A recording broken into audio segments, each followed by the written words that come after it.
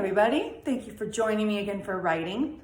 We are talking about our time capsule, where we are going to try to collect some memories and some predictions to put into our time capsule that we can then look at again many years in the future. Okay? Now, since we're going to be seeing these in the future, one of the things that we can do is write a letter to ourselves, okay? Because we're going to be a lot older and we're going to read it and say, oh, look at what I got from myself all these years ago, okay? So let's think about, if you're going to write a letter to yourself in the future, what kind of questions would you ask yourself? What kind of things would you hope for yourself, okay? So, for instance, if we're going to ask a question, first of all, if we're going to write a letter, we need our greeting, right? So, dear, and this time you're going to write your own name, okay?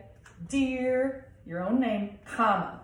And then remember, and let's see if I can scoot this up a little bit, okay? Then remember, we need to go down to the next line, okay? So, dear Mrs. Kokalis, maybe I'm going to ask, how are you? If we're asking a question, we need that question mark, right? How are you? Maybe you're going to say, what are you doing? What are you doing? Okay, so you might need the word what. Where are you living?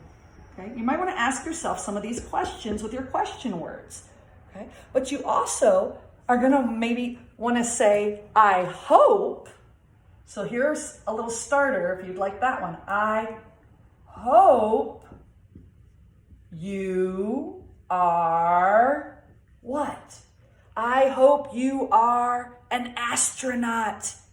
I hope you have 8 kids and 4 dogs and 2 bearded dragons and a caterpillar as pets. I hope you are doing these things to make the world a better place.